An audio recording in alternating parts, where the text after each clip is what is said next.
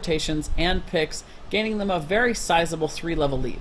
They would then turn up the aggression, punishing WePlay for keeps as they tried to stop Miasma Esports from invading their bruiser camp.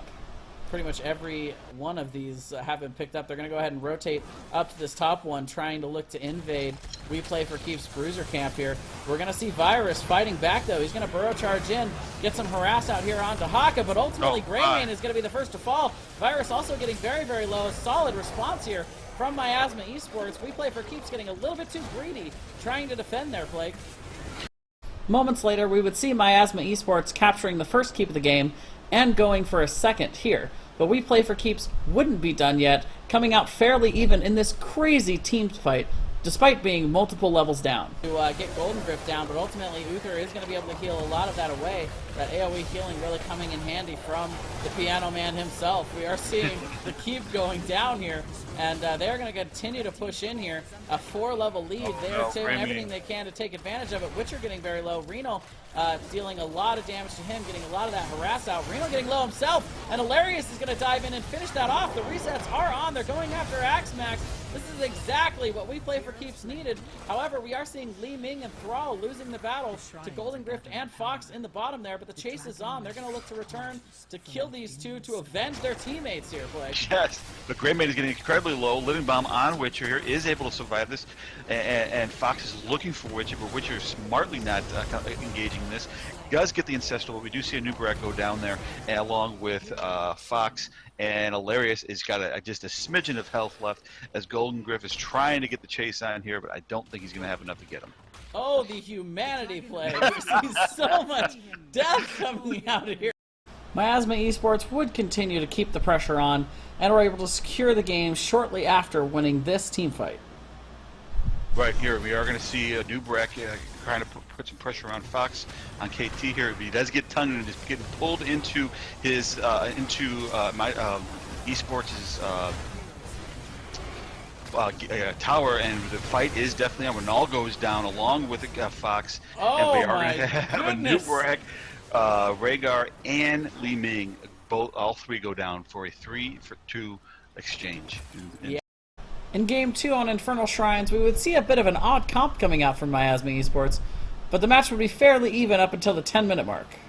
Valo right off the bat, Virus going in with yet another polymorph, and we will see Heron going in deep trying to get these kills. Reno, Witcher's going to come in and get the finish, go for the throw, will be reset. He'll be able to go in and get Tyrael as well. That is going to be a 3-for-0, as now all 5 members of WePlay for keeps are going to be pushing with this Frozen Punisher in the bot lane. My goodness, the action in this match. WePlay for keeps would find a very nice late game engage and take full advantage of it here. To overextend and give Miasma Esports an unneeded bit of help in turning an advantage their way here. We will see Virus isolating Reno there, and the Emerald Wind is going to do a great job of that as well, doing everything they can to try and keep them up, but it's not going to be enough. Sanctification missing in that corner. Reno the first one to die, and WePlay for keeps is on the chase to try and get more out of it, but another nice portal juke there by Axmax. Medivh is just the most slippery hero I've seen in a while here, at least when he's played by this guy. As we do see Witcher going deep here, Virus also trying to slide in, and Axmax will go down to Witcher. Witcher going deep, also going after Short Steve here. Tyrael in a lot of trouble. Super Tall trying to flank around, getting a little bit low from that harass. But we are going to see the mosh pit coming out, and Tyrande is going to pay for trying to interrupt that. And this could be the game. WePlay for keeps is certainly going to get first keep, but with the full death time, they would push into the core and take the series to Game 3.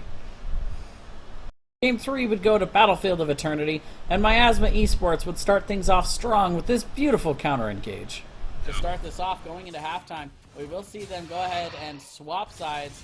So now this is going to be a battle. Meanwhile, the longer this draws out, the better it is for WePlay for keeps. Like you said, that camp is pushing in the top.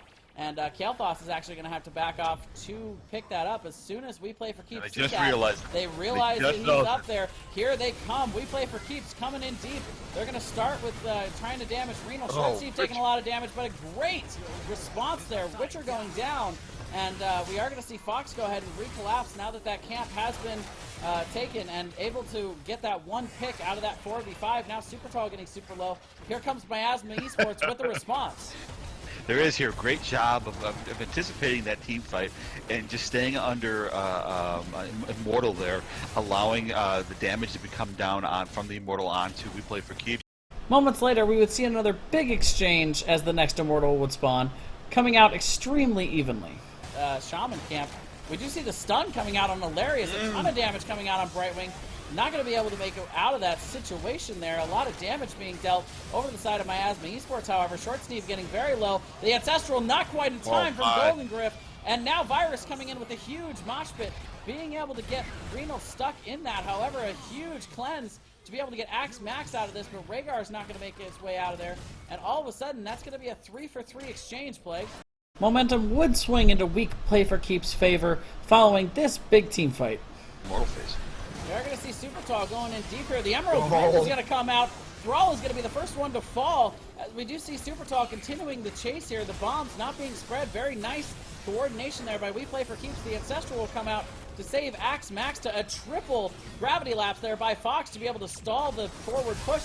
But they are pushing into this Immortal. A nice charge out there. Raynor is going to go down. Witcher making the plays on the outside of this team fight. They are on the Immortal. They're getting it down. Virus going deep to try and get this in. The Rain is going to come out, but ultimately not getting a whole lot out of that, as we will see Miasma Esports having to back off of this. I think this might be the first Immortal going over to We Play for Keeps.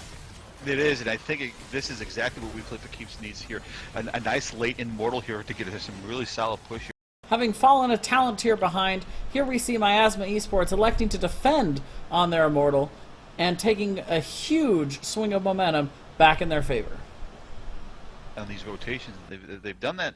They've been slow on the rotations a lot on this particular map here, but a major invade here. Oh, here they come, level 16s. They are going to go ahead and try and take advantage of this. The mosh pit is going to be canceled. A full cancel there. Emerald Wind is going to come out to split the team. But here comes Hyperion. Here comes Sundering to be able to take out Illyrius to start this out. Axe Max to, yet again, is going to be the return kill. However, Anubarak also falling here. Virus getting very, very low. Golden Griff going in a little bit too deep, getting poked there down by Witcher. Witcher taking a lot of damage there from Fox on KT. Heron's going to Haunting Wave out. And now they're going to have to go ahead and back out and take care of these Plague. They have lost this Immortal phase. We Play for Keeps would have one final opportunity to take the series, but an ill-fated team fight in the mid would lead to their downfall. Very well be, but tips it in their scales. Axe Maxter getting a little bit isolated there early in this fight, taking a lot of harass. He's going to have to go ahead and take a step back and let his passive heal him up a little bit here. They're going to rotate around to the defensive position. We're going to see We Play for Keeps going ahead and going in deep here. Axe Maxta yet again being isolated. The Dwarf Toss will get him out of there. However, they are going to go after Witcher. Is going to be caught in the stun and is going to die to the Immortal. ETC also going down. Renal receiving the Ancestral healing to be able to keep him up nice and high. Super Tall is going to go down here. Heron is in a lot of trouble and way out of position. And all of a sudden, it's just Hilarious and Heron on the run here, as this might be it, Plague. Miasma Esports would push on through the bot lane to the core to secure Game 3 and the series. They will face off against Resting Butcherface in the round of 4.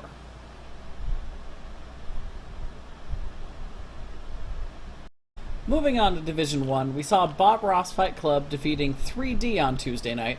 Let's check out the big moments from this series courtesy of Sumozuki. Game 1 on Infernal Shrines would fall into the favor of 3D early with some solid shrine control. And up to 13 talent tier, they would press their advantage, winning a convincing team fight to begin to snowball the game.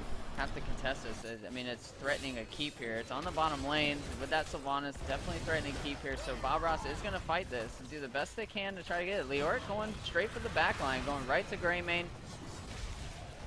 The 3D is split up a little bit. It goes to Roots on the J-Money. J-Money just trying his best, waiting for those chain bombs, waiting for the proper moment to engage. There he goes, the spin to win. There goes the follow-up stun. There goes the Leoric trap and the mosh pit. But the palm goes out and is triggered on Sylvanas. And J-Money just in the back line, but he is not going to fall. Spins to win, stays alive just a little bit longer. Greymane going ham on the back line, getting a go for the throat. Bloody blocking for Folden. There goes the rest of his team. He gets the follow-up, go for the throat. And this is going to be a 4-person wipe. Can they get KT? Greymane, of course, there. There goes the Gravity Lapse to ensure he can get away. Moments later, we would see 3D complete the snowball effect, winning this team fight and the game soon after in convincing fashion, going up 1-0. zone out, and the Sunder coming out. And there goes the follow stun on by Uther, and they're going straight for Ruckle. Ruckle had the door toss out there, but Fancy Pants on the back line going right for Kael'thas. The Divine Shield's used on Kael'thas. There goes the two-man Mosh, but they're going to go ahead and burn down ETC. The follow-up stun on the Thrall. Thrall falls instantly, and Greymane, there he goes, going ham. Fancy Pants bringing the pain. We see a full, the late palm on Frumger. Game 2 on Towers of Doom was a little bit more even up to the level 10s coming into play, where we would see 3D tilt things into their favor once again, making it look like we might have a big upset on our hands. Thrall's on his way down, but he's going to be a little bit late, so 3D needs to be careful before engaging too much here. Thrall coming in, of course, he's going to be looking to use the Sunder. There goes the focus on the Brightwing. Brightwing ends up falling. There goes Sunder to split the team up with the Gust on Greymane to get him out of the back line. And the Ancestral on the KT with a perfect engagement on the side of 3D. Tyrael is going to end up falling as well. And perfect execution. I mean, the Sunder to split them up. The match would continue fairly evenly up until this point, where we see Bob Ross Fight Club setting up a party push attempt that wouldn't quite go in their favor. It's a bush party, but Ruckle spots it out instantly. But there it goes the focus on the KT. The Ancestral, early Ancestral comes out with the Sunder in the three-man Mosh, and they end up burning down Brightwing instantly and getting Sylvanas. KT in the back, getting focused down by Tyrael, but they do trade the Thrall for the kills. And there goes the focus onto KT now, but Rush trying to take down Tyrael. Can he burn down Tyrael too? There goes the stun from Murden to save him. And Falsa just going to go ahead and fly down and get that now. It's a 3-for-2 trade on the side. With their tournament lives on the line, we would see Bob Ross Fight Club with a brilliant and well-timed team fight win to put themselves in a position to win Game 2 and take the series to Game 3. Right. There goes the stun on ETC with the follow. Did Sunder come out yet? The Sunder does not come out. There goes the Sunder and the Gust at the wrong time. I mean, the coordination on those ults needs to be there, but they keep mistiming the chain on their ults. The Gust and the Sunder comes out at the exact same time, which could have been used correctly. I mean, if it would have just been a Sunder and then a Gust to... Bob Ross Fight Club would come out swinging hard in Game 3 on Battlefield of Eternity. Check out this push with the first Immortal and the amazing CC chains that they would hit to secure a nice level advantage. So both teams just leave one bot. Of course, with Brightwing being in the bot, they're really at a disadvantage for 3D. Brightwing can just be right there in a second. There goes the stuns on ETC. ETC getting caught out by the Immortal with the follow-ups there. I mean, it's just an easy kill for Bob Ross, and Bob Ross taking this fight really early with a level lead and experience, just showing them what Sylvanas is all about, shutting down those towers, getting extreme value out of the Immortals. And 3D now on a back foot. Nubrock still in the bot lane trying to deal with that experience. There goes the stun on the Thrall with a follow-up from Murden. Sylvanas jumping in, instantly burning him down. And Bob Ross not playing around this game. Moments later, Bob Ross Fight Club would continue their momentum and press their advantage here with the next Immortal. J-Money and Ruckle just doing their best to be in the front. Make sure the engagement's not there. Getting off the Immortal. They are 10 now. Here comes the engagement. They're going right for the team. There goes the Sunder on the back line, only catching Sylvanas, and Thrall misses that with the Gust to disengage. There goes the two-man Maw, instantly burnt out by Polymorph. There goes the Starfall to zone out. Nubrock, the Ancestral comes out. Nubrock saves his life, and Ruckle pretty low in the back, but he's good as well. He's up. The two-man stun from Tyrande, and they end up burning both Thrall and ETC. And this is probably going to be game here. All 5 up on the side of Bob Ross, and 3D just... Bob Ross doing whatever they want. The Tyrande stuns with the poly just being there is just too much for 3D, and 3D ends up losing this in what looked like a real easy game for Bob Ross. A 3-level lead, took a keep on the first Immortal, only 5 minutes into the game. 40 Hands was able to handle the meme team Monday night. Let's throw it back to Sumozuki once again for these highlights. 40 Hands would start off with a few early game picks and the first keep of the game to secure a slight level lead. And in the second Immortal phase, they would choose to defend with their level 10s on the horizon. Really have the burn that meme team has. So 40 Hands has to be careful, and they're playing this smart. They're just going to keep defending, hoping to get 10 first, hoping to get the fight to turn in favor. The dive is going straight to KT, but he's being protected by his front line. There goes a follow-up stun from the Immortal onto a Nubarak, and a Nubarak ends up falling. I mean, that's the penalty of fighting under Immortal, is just you cannot dodge those stuns if you're engaged on top of the Immortal. So the team's just trying to get out of there, but there goes Gravity Labs to get Artanis as well. 40 Hands would press their advantage and take smart team fights throughout the game, creating this final push with the Immortal to win Game 1. He's going straight for the back line. There goes the dive. He goes past Sylvanas. Sylvanas trying to get out of there with a Haunting Wave. The Wailing Arrow gets 2 people, but Garuda in chase. Keenan's going to end up falling here. KT did get Divine Shield put on him, and Greymane just getting focused down. Or sorry, Rhaegar getting focused down, but there goes damage. Lunara comes back in, ends up falling. The KT bombs are just coming out, bringing the damage. And the core is going to fall here. Immortal's still about half health. Luther did fall as well, but it's going to be the first game going to 40 Hands with a really solid. Game 2 on Towers of Doom would see a nice momentum swing here with an incredibly patient stall execution that meme team would eventually tip into their favor. There goes the Uther stun with the slide from ETC, the mini and Nubarak dive. There goes the Haunting Wave to interrupt the cast on the KT. Thrall in the front trying to get some damage. The Chain Bomb comes out on Thrall. He's trying his best not to spread it, but he does spread it to Brightwing. Gets some extra little damage going out. But the channel happening, they're trying to throw in some damage, interrupt that channel. The Chain Bombs, trying to keep the Chain Bombs on the team to keep them from being able to come in. There goes the Gravity Lapse. Still not able to get it. The Sylvanas extremely deep. Zintaj way deep. Ends up paying for it with his life. And Li Ming's just trying to get some damage out. I mean, Li Ming bringing the pain, but ETC trying to get the slide there. And Li Ming almost falls to a perfectly placed Flame Strike. Thrall, the follow-up stun's going to be there. He stays in, gets the kill. Can they get the kill on ETC? There goes a follow-up kill. The resets come out on Li Ming. And Nubarak doing his best to keep KT in the back here. Thrall's going to come out. Does he have his stun? Is he going to land it? No, they just get the poly with the orb. And they do end up taking this tower from what looked like to be 40 Hands tower. Moments later, 40 Hands would take the momentum back with this excellent team fight in the third altar phase. Collapse misses, but they still get the damage off. The turnaround, Li Ming getting some orbs out. There goes the Skeletal Mages to come out, but the Sunder only hitting Keenan on the side over here, and a Nubarak ends up falling into Raynor. Glucose falls, Thrall falls, Brightwing, Li Ming all by herself.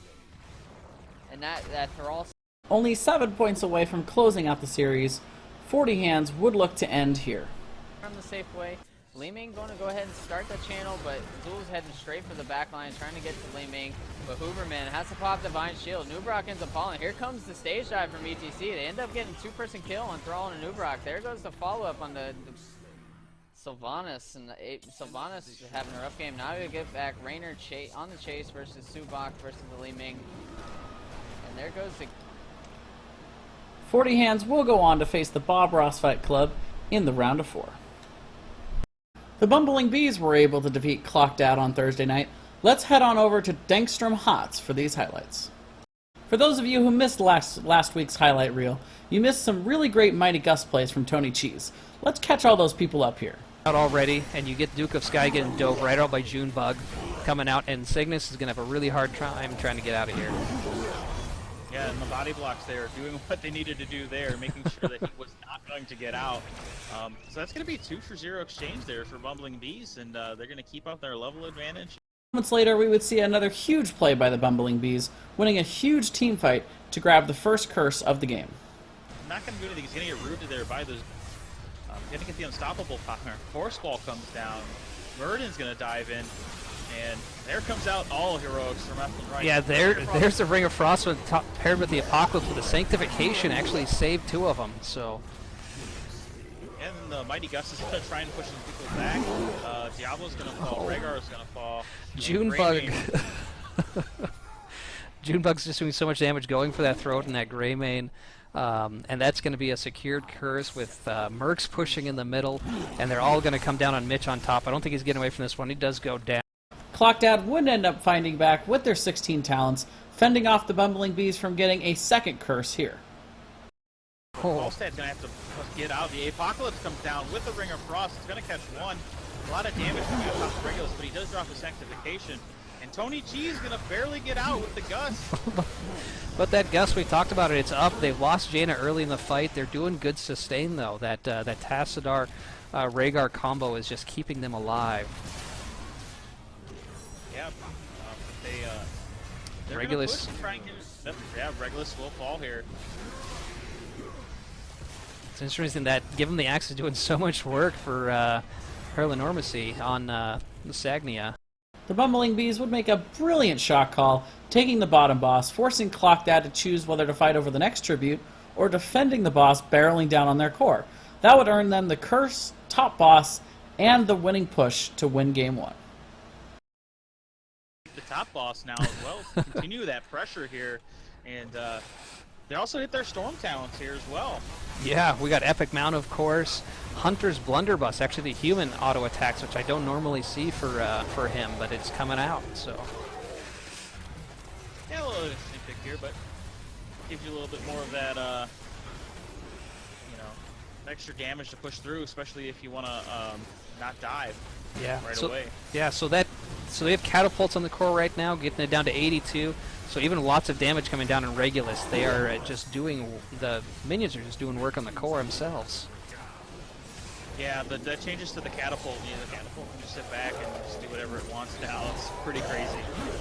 Sagnius doing really good work disrupting. Junebug taking lots of damage, but I think this, yeah, here it goes. The full health boss is finally in the core and the GG's come out.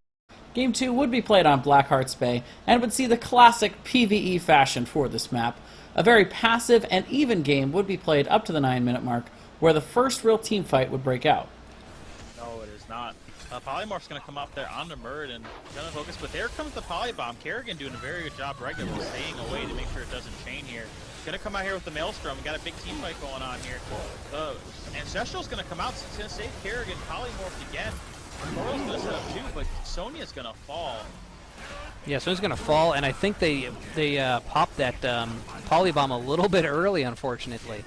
And it just didn't get as much work. The other Bumbling Bees were too spread out. So, Desperation mode would start to set in for Clockdad here, forcing a fight down a talent tier. Check out Regulus's Kerrigan combo in the middle of this team fight, showing us why everybody's so afraid of her right now. Vanna's still very squishy for a specialist. And being able to have that extra unstable, but we have a great team fight here. Condemn's gonna come down, or not Condemn, but just stuns everywhere. Maelstrom. It's just very quickly, and that's going to be a 5-0 trade. Yeah, they got it. They have Sylvanas. They could push a keep right here. I'm not sure that they could win off of this, but this keep is half. The Bumbling Bees would continue on from there to go ahead and take Game 2 and the series against Clockdad. Upset Thursday was on in full fashion on Thursday night when we saw the number 2 seeded Drop Dead Gorgeous falling to the number 7 seeded Not a Clue. Let's check in with Halloran for the highlights. Game 1 on Tomb of the Spider Queen would see the first big turning point after the 10-minute mark, with Not a Clue winning a huge team fight as they captured their second set of web weavers for the game. Snap is able to get theirs. Some nice body blocking and positioning, trying to absorb some of this poke. They do manage to get it. The Void Prison comes out. We got an investment. Snap. The proc is not going to be there in time. The shield from Tassadar afterwards. The Ring of Frost getting a little bit of value. Snap and Zagar, the first to fall in this team fight. You're going to see Zeratul go down as well, favoring Not a Clue. Unitas, next one to go down. Rhaegar gets kicked. You kicked my dog. You kicked my dog, but Karazine's going to go down as well. Vine Palm not off of cooldown. Zul gets blown up. Gelda's the last one remaining, and that's going to be a full ace. A full ace with the Web Weavers coming down. A few moments later, we would see another huge team fight breaking out, and another huge win for Not a Clue. But I don't think that Not a Clue's going to afford that to them. But they do manage to catch Hika out. There is no cleanse, mind you. The damage is not going to be there. The Void Prison locking in the backline. Only one person, though, and it's actually Zeratul that's going to go down first. The Ancestral Healing lands on Ajax. Gelda, Anubrak, gets smashed like the bug he is, and you're going to see the chase continue still. But the root goes down on One-Eyed Owl. Greymane on the chase, looking to do damage. Finds Zagar. That's 3-0, favoring Not a Clue, and they're going to look for this top keep one. Drop Dead Gorgeous would have one final opportunity to defend here with their 16 talents, but Not a Clue would win a third big team fight to take game 1. Well, the root goes down on the Mojo, but Ring of Frost not getting the most value. Pugs Not Drug stepping forward, gambling hard to land that Void Prison, pays for it with his own life. Ancestral Healing lands, though. You're going to see Zagar go down next. 2-0 so far. Make that 3. And Nubrak on the front line is not going to be able to keep himself alive. Rhaegar's going to go down. Ajax, Zul's the only person remaining. The Web Weaver showing up to the top lane, pressing. In Game 2 on Sky Temple, Drop Dead Gorgeous would allow Kerrigan through the draft for Not a Clue. And, well, do I really have to say it again? But Hika finds out what burst damage is like, but he actually manages to get away, and it's Greymane that goes down first in his team fight. And that's what it means to be a Merlin, ladies and gentlemen. You just don't die. Gelda gonna go down to the combo, trades for the chance. That is 3 for 1. And blue teams are getting absolutely hammered. Not a Clue would elect to start the boss while being up the 13 talent tier. We would see Drop Dead Gorgeous pick up their 13s and respond, but Not a Clue would just respond harder. But here we go. The boss is about to drop. The force wall goes in. Can they get on? They cannot get on the capture point in time. They're gonna get the boss is gonna get picked up, but it costs them Tassadar. Unitas is gonna be the next to go down. Pugs Not Drugs on the back, and with no health tries to get out. Gelda says goodbye. He gets blown up as well. Ajax by himself in the bot lane. Mojo using that Storm, Earth, and Fire, chasing after Tychus. Can he get to him in time? Pops out, Q's over. Pugs Not Drugs jumping in, looking to apply pressure. Not enough. That's a full ace on Drop Dead Gorgeous. Moments later, we would see Not a Clue forcing a team fight in the exposed bottom lane before Drop Dead Gorgeous was able to pick up their 16 talents. Sting from Tracer adds up so quickly. Geldo was probably like, oh, well, it's just Tracer. But then he finds himself at half health getting blown up. The Divine Shield is there in time. That's an early and costly heroic to blow this early in a team fight. The Nubrak goes down anyway. You're going to see Li Ming get blown up as well. Dragon Laser Drill doing what it can on snap, but I don't know if it's going to be enough. He's going to step away. One-Eyed Owl has plenty of men to continue to rock and roll. You're going to have the engage from Chin. Looking to close this game out. Pugs Not Drugs is able to get back to his base. They're not so fortunate. Stun goes down on Ajax. Tychus goes down as well with Greymane the only person left. I think this is a 2-0 series. Yeah, that definitely looks like game to me. This is Not a Clue will move on to the round of 4 to play against the Bumbling Bees. In Division 2, we saw Skylight with a convincing victory over Lit Esports on Tuesday night. Let's go to my stream for the highlights. With Skylight having dominated much of the early game, here we see a huge team fight as Lit Esports feels the pressure of only 6 HP on their core. Diving deep to try and get some of that harass out, we are going to see Garrigan go ahead and pop her Pult. A nice two-man combo there, being able to catch Tassadar and the Clone. The Clone is down. Schism getting very, very low as Illidan is really, really deep here. Solo support Tassadar, not enough to sustain him in these late-game team fights. We are going to see also Tyrael going down here, and that is going to be a huge win for the side of Lit Esports. They really, really needed it. They're actually going to do a very, very smart move here. They're going to go ahead and push in, and they're going to get Li Ming. Li Ming is not going to escape from that situation, getting a little bit too greedy trying to defend that bell tower. They're going to go ahead and take that bell tower down, and then they're going to go down and cast, and they're going to get an extra point off of that. 5 shots going over here. Moments later, we would see the last shot for a comeback as Lit Esports would go for a gank attempt before a double altar phase began. And then it's easy pickets from there on out. Here is a solid gank attempt here from Lit Esports. Yeah, not all members of Lit Esports there, though, however. The damage is coming down hard and fast on Kerrigan. Kerrigan will be the first to fall. Cups not enough to sustain them, and not having all 5 members for the beginning of that gank attempt really, really hurting there, as this might be a late game, party bush throw, as we do see Schism going very, very deep here into the kill zone even to try and get Lily, but Kung Fu Panda a little bit too much for him to be able to handle there, but it does not matter. The stall was real. They were able to get those 2 altar shots, and that is GG Plague. Game 1 going over to Skylight. The second match would be fairly even up to the level 10 mark until this nice gust by Roses in Hell, which would lead to an important Dragon Knight cap. You have to be careful. Lit Esports does have their 10s here, and there it is. The gust is going to come out. We're going to see the beam coming out from Li Ming. The resets are on. ETC goes down, and we're seeing the Calamity build that's starting to be built here on the side of Li Ming by Aerolivia. is paying off here. That Calamity able to get in there and get a lot of damage, and the harass coming out. Paylog doesn't have any shot at getting out of there. Second Dragon Knight going to be captured here for the side of Lit Esports. They're going to take... Moments later, a strong rotation and gank attempt by Skylight would be turned around by Lit Esports into a 4-for-0 exchange.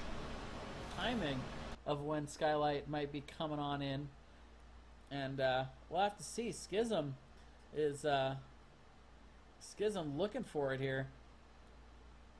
He did, of course, end up taking Mosh Pit. And we are going to maybe see it coming out there. The slide kind of baiting it out a little bit. But meanwhile, Thrall getting very, very low here. Overextending. Goofy also getting very low. Tyrande is going to go down. The resets are on here. And there's the Gust. The aggressive fly-in from Roses in Hell. And all of a sudden, all four non-Viking members of Skylight are going to go ahead and down. A very nice combo there. A very good moment for the side of Lit Esports as their tournament lives are on the line in this game. Nearing the level 20 advantage, we would see Skylight force a team fight in the mid lane. Lit Esports would win the team fight here, but enough members would make it out from Skylight that they would be able to keep the game going after that point. Both Dwarf Brothers are in here ready to get this going. All 5 members in the mid even. We're going to see Falstad go ahead and split off, but the Mosh Pit is going to be canceled here, not interrupted. We do see the Sunder coming out. A ton of damage falling down on Skylight, though. A very good response to that aggressive engage. Thrall is going to be the first to fall here, but the chase is on as the members of Lit Esports are going after it. The aggressive fly-in, but the Gust is going to be interrupted there. It's not even going to get off thanks to that ETC slide. However, the damage has already been done. KT is going to go down. Thrall is already down. And that is going to give an opportunity here for Lit Esports to maybe be able to capture. Despite winning a majority of the team fights, Lit Esports would not be able to capitalize enough on them to be able to set up a win condition. But around the 20-minute mark, Skylight would capture their first Dragon Knight of the game, and they would use it well. Dragon Knight of the game. We'll have to see what they decide to do with it. They are going ham. They are going straight through the bottom lane. We're even seeing the Vikings start to come in. One of the Vikings are in this. And look at the damage coming out on Li Ming. The Sunder's going to come out. Anubarak is going to be absolutely deleted off this match. I smell the end of this game coming. We could end up seeing this ended right here, right now. Lit Esports maybe being denied their game 3. I would actually upgrade that to definitely. This core is going down, and the Dragon Knight will take it down alone. Nothing they can do about it. And that is going to be GG Skylight taking the series 2-0, moving on to the Final 4 in Division 2 for the Chair League playoffs. Wednesday night, we saw a great couple of games from the Phantasmagorical 4, who did win over Bringers of the Storm. Another match I had the pleasure to cast. Let's check out these highlights. Up by 4 tower shots, the Phantasmagorical 4 would force a fight with Bringer of the Storm's level 13 talents inches away from being picked up. Kills be confirmed. Here we see both teams going in very deep on their shoulders. There it is. The Mosh coming out, but that's going to get interrupted here instantly. The shield is coming out. The slide getting a lot of members of Bringers of the Storm. And Tyranda's going to be the first to fall. And we are seeing Blurred going ham on a lot of the members here. We also see the bomb coming out, but that is going to pretty much give them a free altar there as Heyo is going to go ahead and start to count that. Phantasmagorical 4 would snowball and take Game 1 on Towers of Doom from there. Game 2 on Battlefield of Eternity would be fairly close until this moment as they pick up their level talents just a smidge before Bringers of the Storm.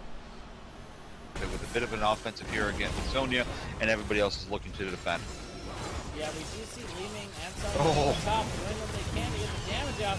Oh, the the mosh. Mosh Pit. The level 10s are in, and this is going to be disastrous for the side of Bringers of the Storm. They lose 3 of their members almost instantly off of that Mosh Pit. In one final brilliant maneuver, we would see the Phantasmagorical 4 finding a nice pick right around the halftime phase, turning some staggered deaths into so much more. We're going to have to see a response from them. We are seeing Dario and Lava Kill doing a nice job of actually chunking this thing down. Lean Yeah, pretty effectively. Yeah, Lean Oh no. did a lot of damage there, but Medivh, Willman is getting in trouble yet again. It's going to go down here a little bit too caught out there. But they did win the exchange. But a huge collapse here from the Phantasmagoria before going after Lava Kill. The Mind Control is going to secure her in place and is going to end up going down there. And they're going to go ahead and turn straight on the Immortal. After capping the Immortal, they would make one final push to win the game and the series. The Phantasmagorical 4 will move on to the top 4 to play Skylight. Monday night, we saw Team Goodburger with a win over Deep Impact. Let's check in with Halloran for these highlights. Starting things off, we have a nice team fight here by Deep Impact as the level 10s were on the horizon and the third tribute would be spawning. Goodburger are so close to level 10. This is a very dangerous fight because of that. Cooler trying to look for the angle to come on in here, but she's already really low in terms of health. Has to already pop the recall, and there's the turret actually chasing her down. There's the healing ward going down here from Karazim, and it's doing a good amount of work. G. Logan, so incredibly far forward, taking a lot of damage. It's going to go down here. He has left a couple of turrets up in order for him to keep doing a little bit of damage here. But the tribute does go on over here to Deep Impact. They're getting a really good value out of this. Level 10 has been grabbed. There are heroics. There's skeletal mages coming down, but it's just far too late. In fact, Thrall also falls. In an amazing response moment later, we see Team Goodburger with a brilliant wombo combo, winning the team fight and picking up the first curse of the game. Win on this one. Yeah, and it's going to be huge. We got the team fight kicking off already. Strafton out front. Seven-sided strike doing some work. Apocalypse comes out, locks down with this. Oh my god, the wombo combo. Securing the kill on the murder. And you're going to see Karazim going down as well. Paying off is this engage. Rajar rooted Illidan trying to get out. They're going to be able to get a lot of damage here. Rajar just trying to run away. The Chain Lightning not going to be able to take him down. The shield at the last second there from Mad Mode, but they are going to be able to get out. But at what cost? They lose. They lose the curse, and that's going to be a lot of damage. We see Deep Impact attempting to rotate to check boss, but the rotation would be too late, and Team Goodburger would coordinate their ults to make them pay once again. But the big engage goes out. You're going to see the mages get popped. Apocalypse stands to get a little bit of value in there. Everybody says stunned over their health bar. You see Murden get taken out first. The Unstoppable on Illidan is not going to be enough. That's 2 for nothing. Make that 3, no, 2 for 1 now. Gaslow goes down. The Overpower secures the kill. Oh, no, or it doesn't. Are you kidding me? Oh my god, Champ 2. Are you kidding me? Team Goodburger would snowball Game 1 and pick up the win from there. Game 2 on Tomb of the Spider Queen would be a very even match up to this point, over 11 minutes in, where we would see a great defense and turn from Deep Impact on their top fort. Yeah, this is more of a stabilizing gesture, exactly like you said. We do have the power slide and the commitment, which gets immediately interrupted, and that's a full 2-minute cooldown. Man Mode catches the Divine Palm, nicely timed by Ray Lewis. ETC is going to be the first victim in this team fight, followed swiftly by Sylvanas. The Mighty Gust isolating members of Team Goodburger even further. Zul goes down, but I'll take that if I get to take down 3 members of your team, and the chase continues, Shamtu. We've got the werewolf jumping down there on Okanada, and he's going to fall, and its flanked is going to be the last one. That's an entire team wipe going down here on Lauren. And what did they get out of that whole entire team wipe? What did they get? What did they trade for 5 heroes going down? Uno fort. One fort. Desperation mode for Team Goodburger, trying to force a team fight before 20. We would see signs of life from them here, not being willing to give up Game 2 so easily. Moshpit is going to be able to delay his death for a couple more seconds, but a lot of damage going down here. The response from Toga Yogi is actually a lot of damage, but Uther still going to fall here. Can Flank keep everybody alive now with his ghost? We have Johanna falling in the top, Johanna falling, next to Okanada. And it's a really nice trade for them, actually. It's a 1 for 2. And Cooler actually going to go down as well. This has been an intense and insane team fight. Okanada had like 80 health at one point there. After that nice team fight, we would see Team Goodburger pick up the boss and attempt a final push for the win. Team come back up. We might be looking at the end of this game. The keep is already down. Web Weaver still at 100%. The boss is still halfway full. This is a tough situation for Deep Impact. This is a really tough situation. Nanafish taking a lot of damage, getting to place quite a bit. There's a stun, but they get Mighty Gusted away at the last second. The boss now finally going in on the core. We still have a Web Weaver in this lane, not a fish, taking a lot of damage, but keep in mind, he's got indestructible. It gets popped. Togeyogi gonna take a Bone Prison, gets melted. Strapton coming on in here. Man Mode is gonna get the Divine Palm. Is he gonna stay alive long enough? No, it's the overcommittal, and we have a beautiful turnaround here by Deep Impact. Good Burger losing all of their heroes. This is probably game. Okanata almost avoided the auto attack with the teleport, but secures the 8th.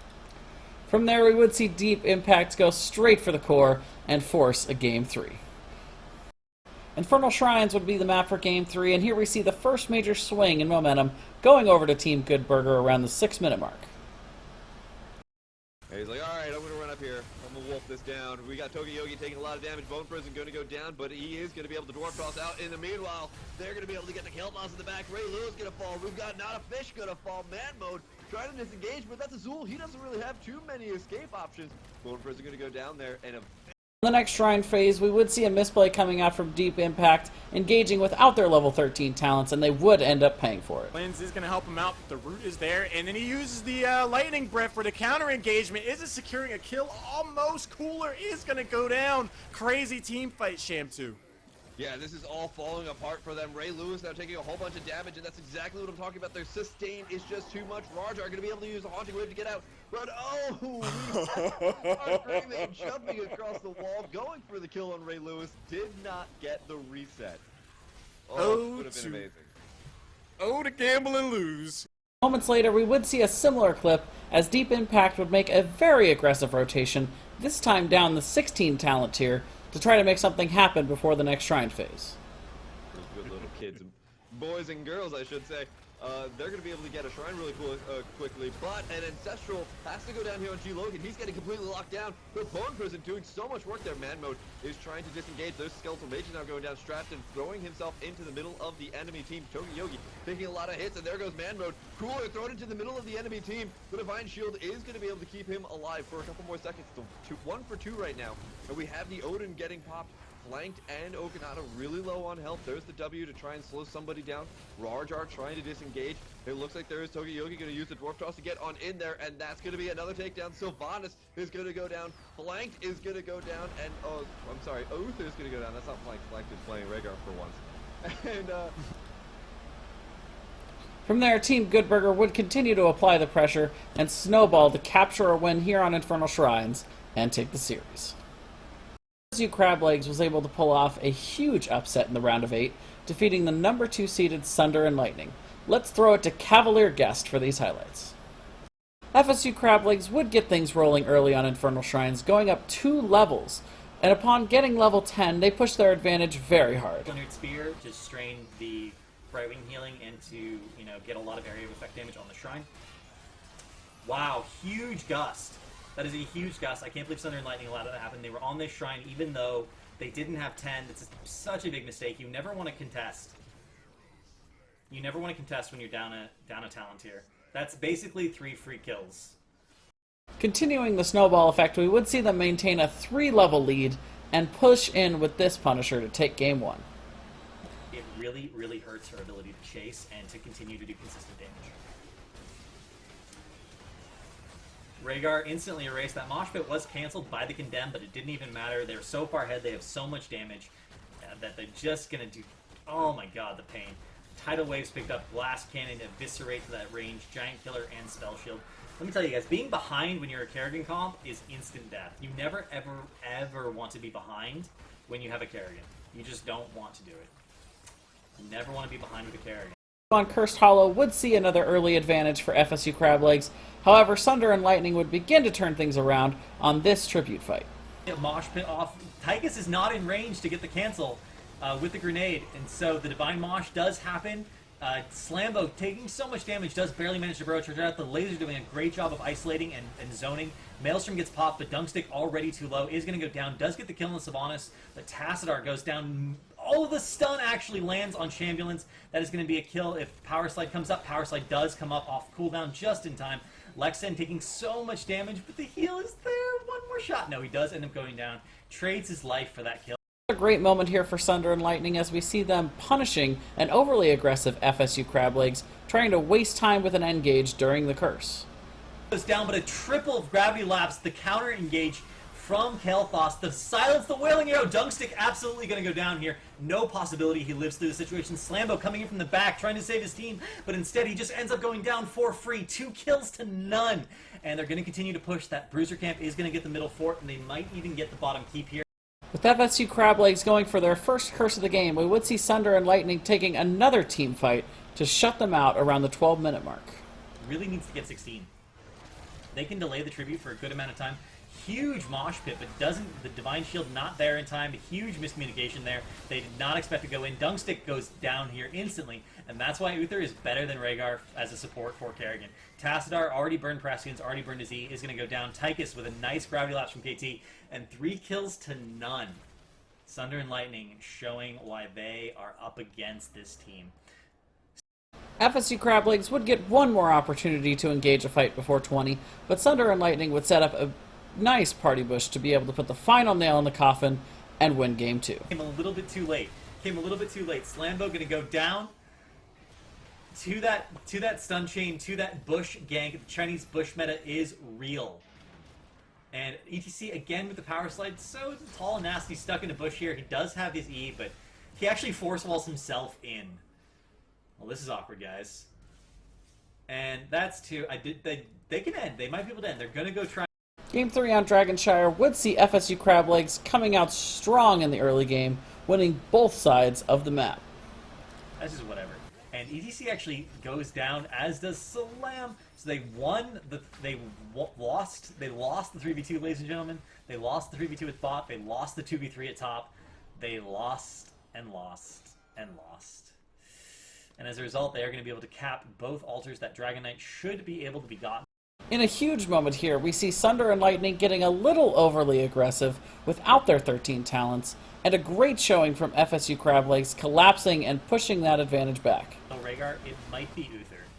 I need to do some more math on his talents to see exactly how much sustain he has and play with him a little bit more. Huge leap going down here. Shambulance is very, very low, but does manage to get out. Blind Fury, unfortunately, did not have enough of his team there for follow-up, and with that Sunder, Sonya and Karazin both going to go down. The zoning Ring of Frost does not save Jaina. She ends up going down, burns her heroic. Sunder and Lightning would refuse to go down without a fight, however, as we see this great turnaround and defense on their bottom keep. You're all here? You guys want to fight? I feel like if you're all here, you want to fight, but, you know, if you fight, we're up a talent tier. That's good for us. We're okay with that. And Slambo just staying in here, abusing that healing static. Huge Mosh, huge Ring of Frost, huge leap. Brightwing goes down, Li Ming goes down, Karazin goes down. 3 for 1 so far. Blind Fury is incredibly low, but the stun on Shambulance, he is going to get bounced around, but there's no healer. They have to be careful. They don't have any sustain. Ferocious Healing is, for the moment, going to keep Sonya alive, but she's 1v1ing. He's 1v1ing a Muradin without Warpaint, which means she doesn't have any self-sustain. Slambo so low, but he's gonna come down. He's gonna try and go for the Jane. He's gonna try and trade. He knows he's dead. He tries to trade. He ends up going down. That's so bad for FSU Crablegs. Moments later, FSU Crablegs would pick up their level 20 talents and look to force a fight to end the game. A hero, and it doesn't do damage. It does additional damage to non-heroic sources, which is why 7-Sided Strike and Drain Hope both work on the Dragon Knight. Huge Sunder in a tight area here. The Gust out and the Ring at the same time. A little bit of counter synergy there, but Idamena needs to get out of here. Jaina ends up getting erased instantaneously. Falstad goes down as well. Phelps is a little bit deep, but at this point, it doesn't actually matter because all the damage is basically dead. Blind Fury going to go down here easily. Tries to leap out, but does not have it in time. Huge wave of force going down on Lexan. Going to isolate him. The chase is real, and he's going to go down. FSU Crablegs, they got 20. They forced a fight in the end. Sunder and Lightning needed to not fight there. They needed to not be overextended. They needed to not be caught in that tight little area where they could. FSU Crablegs will move on to the round of 4 to face Team Goodburger next week. Moving on to Division 3, we saw the CF Dream Team defeating Big Damn Heroes on Wednesday. Let's go to Cavalier Guest for the highlights. The CF Dream Team controlled Game 1 early on Dragonshire, and with picking up their level 10 talents quicker, they began to snowball. Ends up getting picked off in the bot lane 1v1 versus Kerrigan. Focusing on the well, I like that decision. And we do see Maw went down. 2 people inside that Maw. Brightwing ends up going down to the Greymane. No possibility of getting saved by her tank because her tank did get Mawed. Jaina goes down basically for free at this point. And Belias completely out of mana. With everything coming up wins for the CF Dream Team up to the 12-minute mark, here we see a nice defense by Big Damn Heroes to prevent a second keep from falling.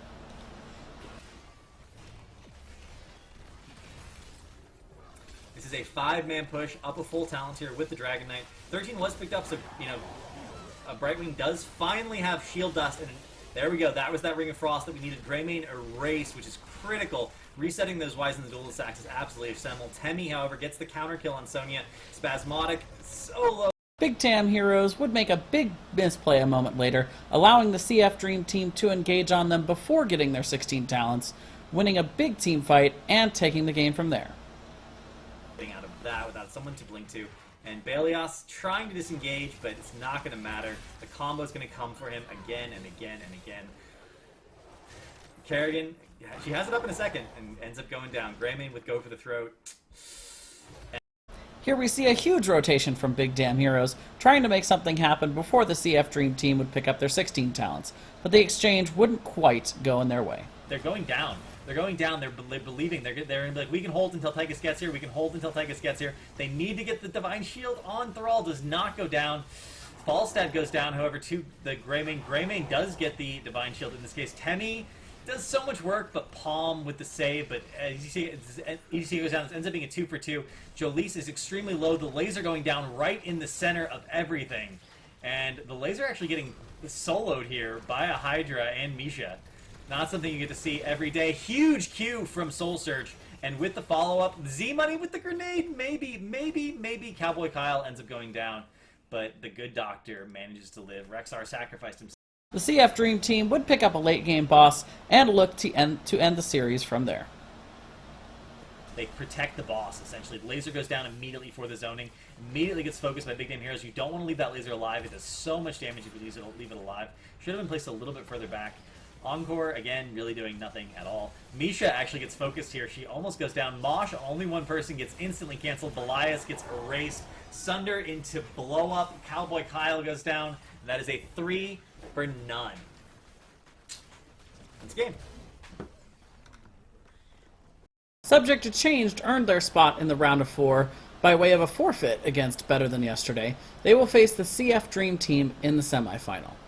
Burgers for the Boys defeated Cloud 8 on Thursday night. Let's check in with MG Liquid for these highlights. Cloud 8 would start with a slight advantage in Game 1 on Infernal Shrines, but would pay for a greedy camp invade about 10 minutes into the game. There's the jump. Here comes the Li Ming damage. That's a lot of kills. Divine Shield. Divine Shield used. Everything's used at this point. Oh, here comes Rhaegar. They lost the camp, but they're winning the kills right here. Burgers for the Boys would continue gaining momentum a moment later with a big teamfight win on the Shrine. Just killing their fair half of the Shrine, not worrying about Cloud 8 working in. Oh, here we go, Johanna going in. Here's the engage. Li Ming all by herself down in the bottom. Oh, that was a good silencing arrow. But the beam came out. There goes the Phoenix, the zoning. But Sonya's up here doing quite a bit of damage. She goes down. She got picked. Li Ming not getting the reset. Oh, there's a reset. Kill on Greymane. Kill on Kael'thas. Reset. Kill on Johanna.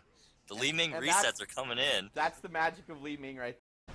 Once again, never forgetting about the unsung heroes of HOTS, the supports.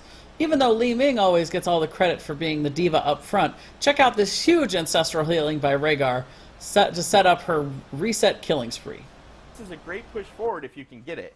But right now, silence. Right? That silence was great. But Burgers for the Boys doing damage. That's 3, 4, 5 players real low. Look at that. Here come the kills. Li Ming resets. Yeah, Li Ming did a great job kiting back, and there it is. Great job to her allies. That's just the team wipe. healing for her. Sifu would continue putting on a Li Ming clinic here as they made one final push through the mid lane to take Game 1. Looking good for Team Cloud 8. Oh, Johanna goes down. Oh, here comes Sonya that Li Ming damage. They picked Sonya. All the resets are coming in. The resets are coming in. Once she gets rolling, Sifu with that Li Ming damage. That's crazy. Sifu getting it done. Game 2 on Battlefield of Eternity would come to a standstill in the mid until we see a slight overextension by Cloud 8, and Burgers for the Boys would punish them for it. Like, this might be the time for them to do that. They're both All sitting with on balls. 8. That's a lot of damage coming out on the side of Cloud 8 there. Johannes But Johanna is so Indeed. low and dead. also dies. All that power slide from ETC catches out Greymane. That's three down. KT's got to back out here. That's not a safe place to be. Cloud 8 would fight back, however, with a nice team fight to defend their next Immortal. And you can already see it happening right now. Even with just 2 waves of those catapults, they're already lining up and getting ready to start taking shots. Yeah, this is the situation you do not want to be in when all your lanes are pushing, and then, oh, here we go, Burgers for the Boys. Oh, that Mosh. He caught a couple, and it looks like we're going to get some kills here. Yep. 2. Greymane fighting back, though. Greymane doing the work. And that blind coming in. Looks like Thrall might die here. Yep.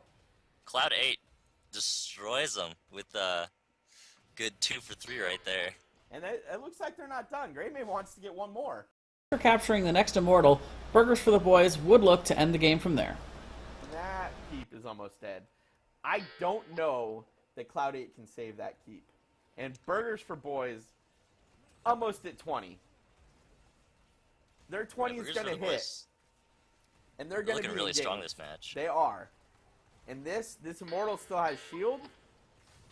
And it's going straight for that core. This could be that. Oh, and the that three-man Mosh. Mosh. The Mosh was so nice. Oh, so much damage. And down goes Greymane. Nice cleanse and divine shield from Uther though to get 2 of his teammates Get 2 out of of the that 3 Mosh. out. Absolutely. Artanis is down. Oh, this is looking to be a whole team wipe if they can pick off KT, which they're working on. And that's game. Great game. Burgers for the Boys just coming out, getting it done, and doing chair league things where they beat the higher seeded team. Our final matchup of the night, we will go all the way back to Monday with Unstable defeating the Squirtle Squad Squirts. Let's let TPK Zord bring it home for us. The Squirtle Squad Squirts would get a slight lead through the early game, but in this first big swing in momentum, it would go over to Unstable on this Shrine fight. A really good Ring of Frost as so much AoE damage. Greymane falls, Kerrigan falls, and Space Age Hero running for his life. Sylvanas goes down at the outset. Tiny getting body blocked in, and he's going to fall as well. And this was a huge team fight for Unstable. The Ring of Frost plus the AoE damage just doing incredible work. A few moments later, we would see an overly aggressive engage by the Squirtle Squad Squirts, and a great turnaround by Unstable. The Diablo flip onto Church, taking massive amounts of damage. The Tranquility goes out, healing everybody up. Another great Ring of Frost plus Lunar Flare is going to take out 3 members of Squirtle Squad Squirts. Squirtle Squad Squirts would try to make one last stand on their Shaman camp, but with the level 20 advantage, Unstable would win the team fight and Game 1 shortly after. And not only that, looks like they're going to get a free Shaman camp. They are going to try and contest. Blessed Shield goes out. Hyperion, Apocalypse hits everyone, which is huge. Liquid, though, just unflappable on that middle part. The Ring of Frost goes out. Houdini cannot do the damage he needs 1v4, and this is a disaster for Squirtle Squad. After capturing the first 2 tributes on Cursed Hollow, Unstable would take control of Game 2 with this nice zoning work to get the first curse of the game. But Unstable doesn't have to get this. No, Unstable could choose to let this go, and the Disintegrate from Li Meng doing a lot of damage. Hyperion going to come out to just zone. Houdini getting so much damage from this flank, just chucking orbs into the back line. Yeah, and this is where all of that zone control comes in. Due to the Hyperion, due to the Ring of Frost and the Starfall, Church was able to just channel that last tribute and not really worry about anybody coming up. After a nice boss capture by Squirtle Squad Squirts, we would see Unstable with a huge Wombo combo getting 2 picks here and the breathing room they would need to clear up the map. Here it is, the AoE 3-man onto the Ring of Frost. Hyperion going down, the Starfall going down. Uther with the Divine Shield trying to keep himself up, but running inside the Hyperion. It is just...